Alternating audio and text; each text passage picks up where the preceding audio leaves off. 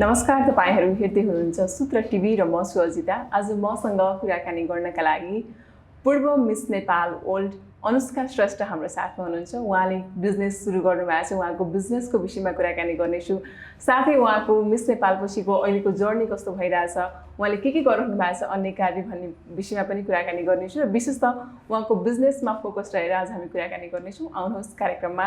अनुष्काजीलाई स्वागत गरौँ। स्वागत छ यहाँलाई। Thank you very much. धन्यवाद। सन्चै हुनुहुन्छ? सन्चै। आफूलाई एकदम ठिक छु। म पनि एकदम खुसी देखिरहेको छु हैन। बिजनेस स्टार्ट गर्नुभएको छ, कस्तो भइरहेछ, कस्तो रेस्पोन्स आइरहेछ? लगभग 3 महिना लाग्न थाल्यो। अब हामीले चाहिँ सेल्स नै सुरु गरेको, राम्रै भइरहेछ भन्नु पर्यो। धेरै नै रमाइलो पनि भइरहेछ। एउटा नयाँ एस्पेक्ट अफ लाइफ फेरि सुरु भएछ। ठ्याक्क क्राउन ह्यान्डओभर हस्तान्तरण गरेपछि, त्यही भएर रमाइलो भइरहेछ। हजुर, गुटपाक पुस्तकारीहरूको मिठाई छ है। अहिले चाहिँ तपाईहरुले गुटपाक र पुस्तकारीलाई विशेष राख्नु भएको छ। हजुर, सो गुटपाक पुस्तकारी र गुटपाक नै मिसिएको कुकिजको रेन्ज पनि छ हाम्रो। हजुर, 3 महिना भयो तपाईले स्टार्ट गर्नुभएको? हजुर, सेल्स स्टार्ट भएको चाहिँ 3 महिना भयो। हजुर, सुरुमा एउटा क्वेसन सोध्नु मलाई तपाईले अस्ट्रेलिया बस्दाखेरि इकोनोमिक्स पढ्नुभयो है? कमर्स पढ्नुभयो, त्यसपछि गएर ब्याङ्किङ सेक्टरमा जागिर गर्नुभयो, त्यसपछि फेरि तपाईँ मिस नेपालको क्राउन लिन यहाँ आउनुभयो, अनि अहिले फेरि व्यवसाय गर्दै हुनुहुन्छ। डिफ्रेन्ट फिल्डमा तपाईको इन्ट्रेस्ट हामीले देखिरहेका छौँ। खास तपाईँ गर्न चाहनुहुन्छ चाहिँ के? Social enterprise. एक उत्तरमा भन्नु पर्दाखेरि चाहिँ सोशल एन्टरप्राइज नै हो र यो सबै लाग्दाखेरि अलिकति उछिट्टेको स्टेप्सहरू देखे तापनि मेरो भिजन अनुसार चाहिँ यो एकदमै नै अलाइन्ड स्टेप नै हो र यो मेरो अल्टिमेट गोलतर्फ लाग्न गइरहेको एउटै सिडीको नेक्स्ट पाइला नै हो जस्तो रूपमा चाहिँ म देख्छु। तपाईको मेन ड्रिम चाहिँ तपाईले बच्चामा देखेको या टिनेजमा देखेको आफ्नो मनभित्रको ड्रिम चाहिँ के हो खास चाहिँ? सो त्यस्तो मेरो एक्चुअली एउटा सपना भन्ने नै थिएन, अनि त्यो नभएर मलाई एकदमै अप्ठ्यारो पनि लाग्थ्यो। किनभने हुन्छ नि, मान्छेहरूको हुन्छ नि त ठुलो भएपछि ठ्याक्कै यही बन्छु भनेर, मलाई चाहिँ के हो त्यो ढक्कै भन्ने एउटा थिएन। अनि एकदमै अप्ठ्यारो लाग्थ्यो। अरे थाहा पाइदिइहाले पनि हुन्छ नि, छिट्टो थाहा पाइदियो हुन्छ नि आफ्नो एम के हो भनेर जस्तो। तर मेरो लागि चाहिँ अलिकति त्यो खोजीको प्रोसेस नै हुँदै गएर आई थिङ्क मैले अलिकति क्ल्यारिटी एकदम ढक्कै यही हो भन्ने त होइन, तर अलिकति सेन्स अफ डिरेक्सन क्ल्यारिटी आएको चाहिँ पछिल्लो 2-3 वर्ष मात्रै हो जस्तो लाग्छ। जुन चाहिँ के हो भनेदेखि सोसल एन्टरप्राइज भनि नै हाले, केपेबिलिटी डेभलपमेन्टमा चाहिँ मलाई व्यक्तिगत विकासमा चाहिँ एकदमै इन्ट्रेस्ट छ, त्यसमा नै लाग्छु भनेर चाहिँ अलिकति क्ल्यारिटी आएको पछिल्लो 2-3 वर्ष मात्रै हो। पहिला चाहिँ के लाग्थ्यो भनेदेखि काम चाहिँ जहिले गर्छु भन्ने नै थियो। अलिकति एम्बिसियस भनौँ कि काम गर्न मन पराउने नै मान्छे थिएँ। कुन फिल्डमा चाहिँ काम गर्छु भन्ने सोच्नुहुन्थ्यो पहिला चाहिँ? पहिला हामीले त्यो बायोडेटा लेखेर चार्ट पेपरमा भित्तामा टास्नु पर्थ्यो नि स्कुलमा। मेरो एभ्री इयर चेन्ज हुन्थ्यो कि, पहिला कहिले आर्टिस्ट भन्थेँ, कहिले डिजाइनर भन्थेँ। सो क्रिएटिभ फिल्डकै नामहरू चाहिँ लेख्दो रहेछु मैले पहिला। यसो हेर्दाखेरि लिएर हामीले साँचेर राखिरहेको पनि हुन्छ नि घरमा, हेर्दाखेरि चाहिँ क्रिएटिभ फिल्डकै नामहरू चाहिँ लिँदो रहेछु। तर त्यस्तो ठ्याक्कै एकदमै पहिलेदेखि यही बन्छु भन्ने त थिएन। डिजाइनर चाहिँ अलिकति भन्थेँ, मामु डिजाइनर भएर पनि होला। हजुर, डिजाइनरमा चाहिँ इन्ट्रेस्ट थियो। अहिले तपाईँले जुन पिरियडमा काम गर्नुभयो अगाडिको होइन, अस्ट्रेलियादेखिको कुरा गरौँ, तपाईँ चाहिँ कुन पेसामा चाहिँ जस्तो क्राउनै लिएको मोमेन्ट पनि सम्झौँ होइन, तपाईँ चाहिँ कुन फिल्डको कुन विधामा चाहिँ आफूलाई खुसी सन्तुष्ट पाउनुभयो यो केही वर्षको अन्तरालमा तपाईँले काम गरिरहँदाखेरि चाहिँ? आफूलाई कता चाहिँ एकदमै खुसी पाएँ, सन्तुष्ट पाएँ काममा भन्दाखेरि चाहिँ मान्छेसँग काम गर्न पाउँदाखेरि। र कस्तो भनेदेखि मान्छेले जब आफ्नो ट्रु पोटेन्सियलसम्म लग्नुहुन्छ नि आफूलाई, तब मलाई त्यो रमाइलो लाग्यो। कस्तो भन्दाखेरि जस्तो भनौँ, मैले भलन्टियरिङ गरेँ विद्यार्थीहरूसँग, अनि भलन्टियर गरेर के गर्ने भन्दाखेरि चाहिँ हामीले उहाँहरूलाई कोच गर्ने। के गर्न कोच गर्ने त भन्दाखेरि उहाँले आफ्नो एउटा गोल छान्नुहुन्थ्यो। मैले कोचिङ गरेको विद्यार्थी बहिनीको चाहिँ गोल भनेको एउटा एनिमल सेल्टर खोल्नु थियो। सो 10 महिनासम्म चाहिँ हामीले उहाँहरूको आफ्नो सपना पुरा गर्ने कसरी त, अब त्यसमा ट्रेनिङ आउला, मोटिभेसनको पाटो आउला, म्यानेजमेन्टको पाटो आउला, रिसोर्सेस सिकाउनु पर्ला। सो मलाई चाहिँ मान्छेसँग काम गरेर प्रोजेक्ट म्यानेजमेन्ट भनौँ न एक हिसाबले, गेटिङ गोल्स डन, त्यस्तोतर्फ चाहिँ मैले एकदमै आफूलाई रमाइलो लाग्यो। मलाई रिसोर्सेस म्यानेज गर्न, टाइम म्यानेज गर्न, गोल सेट गरेर केही काम सघाउँदै जान, त्यस्तो गर्न चाहिँ रमाइलो लाग्दो रहेछ भनेर चाहिँ अलि आफूलाई चिन्दै गएँ। हजुर, बिजनेसको कुरा गर्दा तपाईँले कतै मैले इन्टरभ्यूमा सुनेको थिएँ, मेरो चाहिँ पारिवारिक चाहिँ कोही पनि बिजनेसमा हुनुहुन्न, मेरो पारिवारिक ब्याकग्राउन्ड चाहिँ बिजनेसबाट होइन, तर पनि यो आइडिया चाहिँ कसरी आयो तपाईँलाई तपाईँले चाहिँ एक बिजनेस रोज्नुको कारण त्यो पनि मिठाईको फेरि हजुर सो बिजनेसमा खासमा एकदम लङ फ्यामिली हिस्ट्री चाहिँ छैन तर मेरो मामुको चाहिँ अलमोस्ट 5 वर्ष जस्तो भयो भनौँ आफ्नो फर्स्ट क्लोदिङ लाइन चाहिँ स्टार्ट भएको सो त्यहाँबाट अलिकति सिख पाउनु थिएँ नै त्यसपछि कसरी अचानक व्यवसायमा भन्दाखेरि चाहिँ अलिकति out of my comfort John नै थियो भने नि पहिला ब्याकग्राउन्ड नभएपछि अलिकति आँट कम आउँदो रहेछ कि कस्तो हो होइन कताबाट सुरु गर्ने भन्दा कहाँबाट आयो भन्दाखेरि चाहिँ मैले यही मिस वर्ल्डमै काम गरिराख्दाखेरि चाहिँ स्पेसली हामीले जुन चाहिँ प्रोजेक्ट गऱ्यौँ सिन्धुपाल्चोकमा त्यो काम गरिरहँदाखेरि थुप्रै मान्छेहरू भेट्ने अवसर पाएँ मौका पाएँ उहाँहरूमध्ये नै केही व्यक्तिहरूले चाहिँ हुन्छ नि हामी तिमीमा देख्छौँ कि तिमीलाई केही गर्नु छ भनेर जस्तो सो यो आइडिया एउटा छ यसलाई लिएर अघि बढ्छौँ भनेदेखि हामी पनि साथ दिन्छौँ टिम बनाएर अगाडि जाउँ र लिड गरौँ त भनेर त्यहाँबाट आइडिया आएपछि चाहिँ मैले हो त है खाउन त के हुँदो रहेछ यो कुरा भन्ने बित्तिकै किन मिठाई भन्दाखेरि चाहिँ त्यो मिठाई भएर छानिएको भन्दा पनि यो नेपाली भएर छानिए जस्तो लाग्छ मलाई आफ्नो यो लाइन चाहिँ मलाई पछिल्लो वर्ष 1 वर्ष नेपाललाई चिनाउन साँच्चीकै नै रमाइलो लाग्यो कस्तो रमाइलो हुँदो रहेछ अनि आफूले अब यत्रो माया पाउँछौँ होइन देशभरि यत्रो धेरै 1 वर्षभरि माया दिनुहुन्छ तपाईँहरूले मिडियाहरूले कति अटेन्सन दिनुहुन्छ त्यसलाई त कहीँ न कहीँ त सदुपयोग त गर्नु पऱ्यो वर्षभरि तताएको चिजलाई कतै त लग्नु पऱ्यो भनेर चाहिँ यो सबै विभिन्न कुराहरूले चाहिँ अलिकति मिलेको जस्तो लागेर चाहिँ त्यसपछि यो बिजनेसमा लाग्यो कति टाइम सोच्नु भयो यो स्टार्ट गर्दाखेरि चाहिँ तपाईँले प्लानिङ यताउति सो हामीले प्लानिङ चाहिँ जनवरीबाटै स्टार्ट गरेको थियौँ पछिल्लो वर्षको जनवरी लकडाउन लगत्तै भनौँ लकडाउन भरि सोच्यो र नोभेम्बरबाट चाहिँ सेल्स सुरु गर्यो हजुर तपाईँको आफ्नो शुभचिन्तक अनि तपाईँको मिस नेपालको जर्नीका साथीहरूले चाहिँ यो स्टार्ट गर्दाखेरि के भन्नुभएको थियो सुरुमा तपाईँले गर्छु भन्नु त कोहीसँग सेयर गर्नुभएको थियो होला कस्तो प्रतिक्रिया दिनुभएको थियो तपाईँलाई एकदमै नै एन्करेज गर्नुभयो धेरै नै एन्करेज गर्नुभयो स्पेसली अब मिस नेपालको सर्कलहरू भनौँ कि त्यो बिचमा चिन्नु भएको मान्छेहरूले चाहिँ हो त नि है अब मिस नेपाल भएपछि ठ्याक्कै नेपाली चिज लिएर सुरु गर्दाखेरि हुन्छ नि ठ्याक्क क्राउन हस्तान्तरण गर्दाखेरि चाहिँ एउटा एकदमै राम्रो फ्लोमा जान्छ करियर चाहिँ भनेको जस्तो सजेस्ट चाहिँ गर्नुभयो सो त्यही नै मनन गरेरै होला अघि बढे पनि अब मैले अघि पनि भनिहालेँ होइन धेरैजना ग्ल्यामर फिल्डमै मिडियामै या त हामी फेसनमा देख्छौँ होइन फेसनमा तपाईँको इन्ट्रेस्ट पनि केही छ भन्नुभएको थियो अगाडि होइन डिजाइनिङमा तपाईँले चाहिँ ती पेसाहरू नरोजेर ती पेसाहरू फेरि चाँडै हाइलाइटमा हुने पेसा हुन् होइन ती पेसाबाट तपाईँ जहिले अट्र्याक्सनको केन्द्रबिन्दुमा पनि रहिरहन सक्नुहुन्छ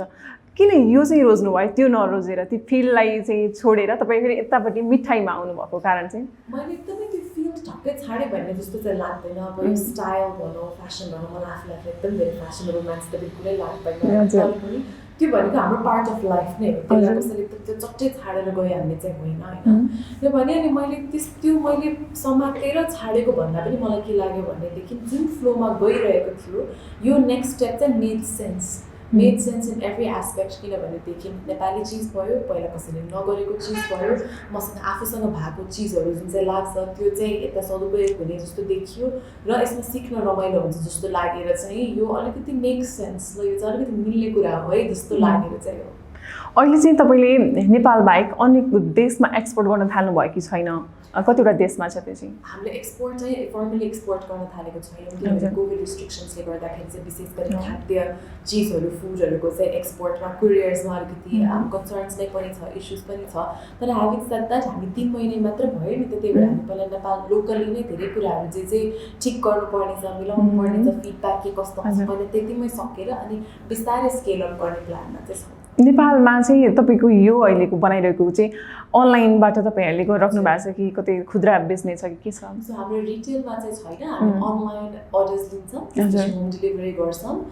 काठमाडौँमा गर्छौँ पोखरामा पनि गर्छौँ र अन्य सिटीहरू पनि गर्छौँ तर त्यो चाहिँ एकदम फर्मली अल ओभर नेपाल भनेर अनाउन्समेन्ट चाहिँ गर्न अलिकति समय लाग्छ हामी लगभग सबै ठाउँमा होम डेलिभरी गर्छौँ नि त्यसबाहेक हामीले हिजोबाट मात्रै फार्मर्स मार्केटमा अहिले महाराजगञ्जको लसर्पा फार्मर्स मार्केट भन्ने हरेक शनिबार लाग्ने गर्छौँ बिहान 7 बजीदेखि दिउँसो 1 जस्तो बजीसम्म त्यहाँ पनि लगाउने गरेको छौँ स्टल राखेको छौँ त्यसपछि बिस्तारै यस्तै फार्मर्स मार्केटहरूमा चाहिँ प्रेजेन्स देखाउनेछौँ अहिले सुरुमा चाहिँ काठमाडौँ नै फोकस छ जस्तो तपाईँहरूको हजुर प्रोडक्सन चाहिँ काठमाडौँमा हो तर डेफिनेटली हाम्रो डिस्ट्रिब्युसन चाहिँ नेपालभरि नै र बाहिर पनि गर्नुपर्छ भन्ने नै छ यो प्रडक्ट तपाईँले सुरुमा चाख्दा र तपाईँको आफ्नो परिवारले चाख्दा कस्तो प्रतिक्रिया दिइराख्नु भएको छ तपाईँबाटै सुरु गरौँ न किनकि बिचमा गुत्पाको रियल टेस्ट चाहिँ हरायो भन्छौँ हामी पनि किनेर खाँदैनौँ बिचमा किनकि कति अगाडि खाएको थिएँ हामीलाई नै थाहा छैन होइन तपाईँले चाहिँ के पाउनु भयो र अरू खाने मान्छेहरूले के भनिराख्नु भएको छ ग्राहकहरूले मैले आफूले गुत्पा खाएको मलाई याद छ यो कुरा सुरु भयो होइन त्यसपछि हामी त्यही लाजिपाटतिर कतै डिनरमा थियो मैले त गुत्पा कहिले खाएको मलाई याद पनि थिएन यादै पनि थिएन अनि म न्यु रोडमा गएर मैले किनेँ कि एक राउन्ड त्यसपछि खाएपछि त म त ओहो कस्तो अहिलेसम्म नखाएको यो के होला भनेर मैले त पुरा जति किनेर ल्याएको थिएँ अलिअलि सबै नै खाएँ अनि यति खुसी लाग्यो साँच्चै नै युनिक टेस्ट रहेछ यो भनेर मलाई फेरि पहिल्यैदेखि अलिकति फुडप्रति इन्ट्रेस्ट पनि बढी नै हो खाना बनाउन बनाएको हेर्न खान एकदमै नै रुचाउने मान्छे म त्यही भएर चाहिँ आफू चाहिँ एकदमै इम्प्रेस्ड भएँ भनौँ न यसमा चाहिँ यसलाई अगाडि लिएर बढ्नुपर्छ भनेर घरमा पनि अब हामी फ्याक्ट्रीमा झन्डै 6 महिना त हामीले रेसिपीहरू नै कति चल्यो भने आफै गएर कति चल्यो त्यो सबै चाहिँ घर आउने टेस्टर्स फर्स्ट साक्नु पऱ्यो त आफू बुवाले अनि सबै खानु हुँदाखेरि चाहिँ राम्रो प्रतिक्रिया दिनुहुन्थ्यो अल्टिमेटली चाहिँ खाँदाखेरि पनि ओहो ल कता पुगेर रहेछ 9-10 महिनादेखि अब बुझियो भन्नु पाउँदाखेरि पनि खुसी लाग्यो जस पहिलाको जुन एकदम नेचुरल टेस्ट छ नि त्यो मिठास त्यो पाइन्छ माकुसेमा त्यस्तै भन्नु पर्यो त्यही नै हाम्रो प्रयास छ है ओरिजिनल पनि कस्तो हुने भने विभिन्न ठाउँको विभिन्न स्वाद अनि सबैले हाम्रो ओरिजिनल हो भन्दाखेरि ओहो कुन हो त ओरिजिनल जस्तो पनि हुन्छ त्यो ब्यालेन्स कसरी मेन्टेन गर्ने भनेर चाहिँ हाम्रो च्यालेन्ज नै थियो तर पनि धेरैजनाले खानु भएपछि ओ यो त पहिला काठमाडौँबाट लग्ने जस्तो स्वाद छ भन्नु भएपछि चाहिँ ल हामी ठिक डिरेक्सनमा लागेछौँ जस्तो लाग्छ हजुर यतिको बिजनेस स्टार्टअप गर्नलाई होइन स्टार्ट गर्नलाई तपाईँले लगानी चाहिँ कति गर्नुभयो हामीलाई भन्न मिल्छ तपाईँले अलिकति हाम्रो स्मल बिजनेस नै हो एकदमै त्यो अमाउन्टको खुलासा भन्दा पनि म चाहिँ अब अस्ट्रेलियामा आफूले काम गरेर जति पनि सेभिङ्सहरू पनि थियो होइन त्यसपछि त्यसलाई नै लगाएर चाहिँ गर्न खोजेको छु सो हाम्रो लगानी अन्डर 25 स्टार्टिङ सिड मनी चाहिँ 25 लगभग लाखको अराउन्ड छ हजुर तर त्यसपछि त अभियसली स्केल अप गर्नु त्यो त प्रडक्ट अनुसार होइन डिमान्ड अनुसार सप्लाई गर्नुपर्छ हुन्छ तपाईँले भन्नुभयो अस्ट्रेलियाको पैसा केही थियो मिस नेपालको पनि पक्कै केही थियो होला होइन जस तपाईँले त्यसलाई बसाएर अहिले बिजनेस स्टार्ट गर्दै हुनुहुन्छ धेरैजना के गर्ने भनेर यो समयमा हामी जस्तो युवाहरू यताउति भइराख्नु पनि भएको हुन्छ होइन तपाईँले आफ्नै गाउँको दुधलाई ल्याएर बनाइराख्नु भएको छ मेरो घर चाहिँ काठमाडौँमा हो सो अनफोर्चुनेटली मेरो चाहिँ गाउँ भनेर जानु नै छैन कि सबै तिहार सबै किनभने आमा घर फुपू घर सबै एकै सो अहिले हामी सिम्पल चाहिँ म काम गर्ने गाउँलाई चाहिँ आफ्नो गाउँ भनेर भन्ने गर्छु तर दुध चाहिँ हाम्रो काभ्रेबाट आउँछ हजुर हाम्रो नेपालीहरूको गाउँ भनेकै जुन डाँडा पाखा हामी देख्छौँ त्यही नै हो होइन काठमाडौँको यो चाहिँ बेफाइदा यो कि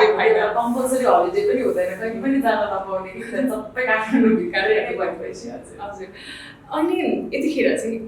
मिस नेपाल भइसक्नु भएको छ मिस ओल्डमा अलिकति मिस ओल्डको कुरा गरौँ जाने तयारी हुनुहुन्छ नम्रताजी तपाईँको सजेसन चाहिँ के हुन्छ उहाँको लागि मिस ओल्डको ताज नेपालले कसरी ल्याउन सक्छ होला तपाईँको जर्नी हेर्नु भएको छ देख्नु भएको छ त्यो नजिकको कारण के होला यसको उत्तर अनफोर्चुनेटली छैन भनेर भन्नु पऱ्यो मलाई कि यसको यो किन भएन त भन्दा किनभने पछिल्लो वर्ष त्योभन्दा अगाडिको वर्ष हामीले यत्रो सबटाइटल जितिसक्दाखेरि पनि र टप 5 नै पुगेन भन्ने कुरामा चाहिँ अब हाम्रो आयोजकहरूको लागि रिक्वेस्ट पनि थियो कि होइन भनिदिनु पऱ्यो कि किनले गर्दाखेरि चाहिँ जजिङ हुँदो रहेछ तिनवटा सबटाइटलपछि पनि पुगेन यसो त हामी डिस्करेज हुन्छौँ यसो त हाम्रो अलिकति मन खिन्न हुन्छ भनेर त्यो छँदैछ र मेरो नम्रताको लागि र हाम्रो अरू अन्तर्राष्ट्रिय भाषामा जानु अरू प्रतिस्पर्धीहरूलाई पनि म प्रतिनिधिहरूलाई पनि के भन्न चाहन्छु भनेदेखि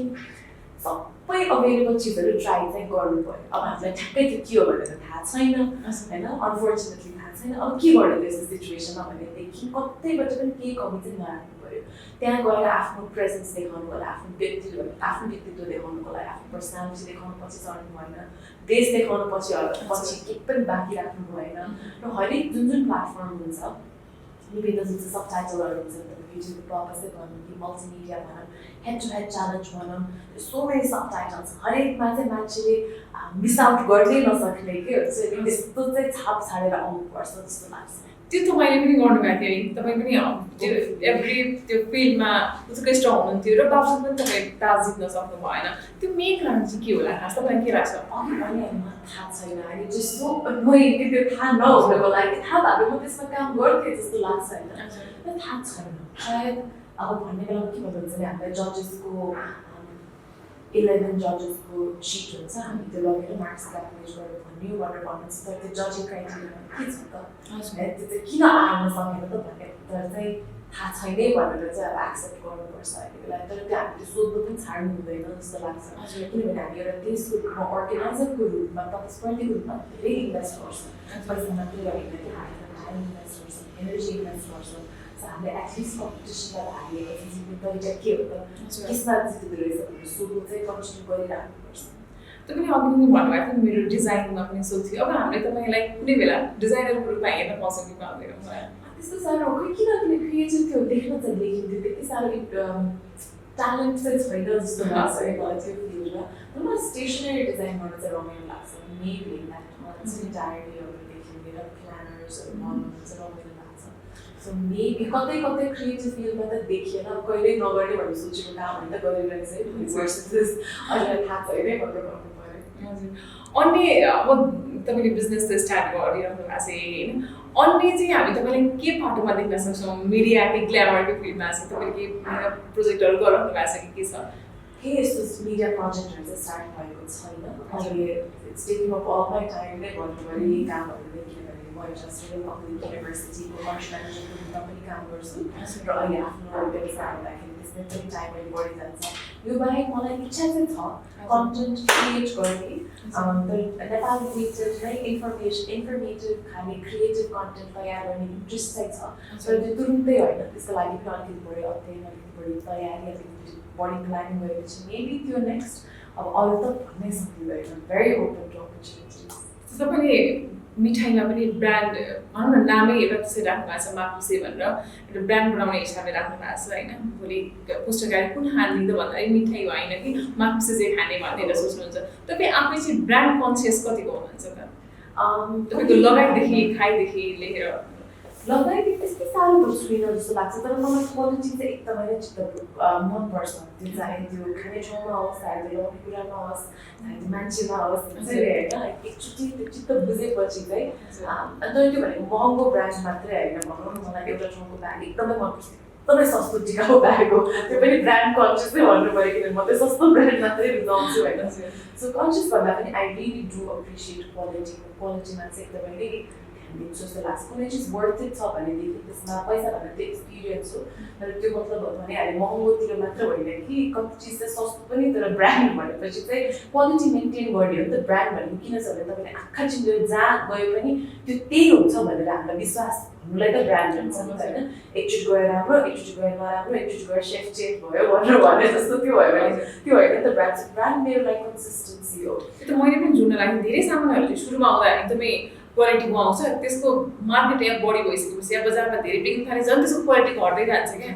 क्वान्टिटी बढ्दै जान्छ क्वालिटी घट्दै जान्छ त्यस्तो चाहिँ किन हुन्छ होला तपाईँले माकुसेमा चाहिँ के आइडिया लिनुभएको छ कसरी अगाडि बढाउने सोच्नु भएको छ क्वालिटीमा चाहिँ क्वालिटी कन्ट्रोल एकदमै नै जरुरी हुन्छ किनभने हामी यो पनि काम गरेको पुस्तकालयकै इन्डस्ट्री पनि किन अलि वर्ष अगाडि नराम्रो भयो भन्दाखेरि इट वाज हाइजिन मेन्टेन नगरेर सो हाइजिन मात्र नभएर स्वादको क्वालिटी पनि मेन्टेन गर्न एकदमै जरुरी छ त्यसको लागि हामी हरेक ब्याचबाट टेस्टहरू निकाल्छौँ हाम्रो कति धेरै चेक्सहरू हुन्छ होइन बेला बेलामा सो त्यो चाहिँ मेन्टेन गर्नु नै पर्छ यत्रो मार्केटिङ गरेर त्यति क्वालिटी मेन्टेन गरेन भने तपाईँले आफू त्यो हुन्छ नि यस्तो हरेक चिजको बेस भनेको स्ट्यान्डर्ड प्रोडक्सन ब्याकएन्ड चाहिँ बेस हो त्यसको माथि बन्ने भनेको घर हो सो जम्मै बढ्यो तपाईँहरू हस् थ्याङ्क यू हामी कुराकानीको अन्तिममा आइसक्यौँ तपाईँको टाइम एकदमै बिजी छ आज होइन हामी अलिकति लेट पनि भएको थियौँ त्यही पनि हामीलाई समय मिलाइदिनु भयो त्यसको लागि धेरै धेरै धन्यवाद माकुसेको सर्वत्र चर्चा होस् सबैजनाले खानुहोस् इन्टरनेसनल नेसनल सबैतिर होइन हामीले पनि चाख्न पाउनु हस् थ्याङ्क यू सो मच तपाईँलाई केही भन्न मन छ अहिलेसम्म जति पनि माया दिनुभएछ यस्तो धेरै साथ दिनुभएछ त्यसले नै आँट आएको हो जस्तो लाग्छ है कम्फर्ट जोनभन्दा बाहिरको काम हो भनेर यसरी तपाईँको माया ब्लेसिङ दिँदै नै गर्नुहोला तपाईँ नेपाल बाहिर बसिरहनु भएको छ र आफ्नो नेपालमा बस्नुभएको परिवार साथीभाइलाई पनि ट्रिप दिन चाहनुहुन्छ भने तपाईँले इन्टरनेसनल कार्डबाट पनि पेमेन्ट गर्न सक्नुहुनेछ gapit.com-बाट र अरू हाम्रो प्रडक्ट रेन्जको लागि अर्डर गर्नको लागि कोलाबोरेसन्सको लागि चाहिँ तपाईँ हाम्रो फेसबुक इन्स्टाग्रामबाट पनि रिच आउट गर्न सक्नुहुनेछ thank you so much for taking the time Thank you.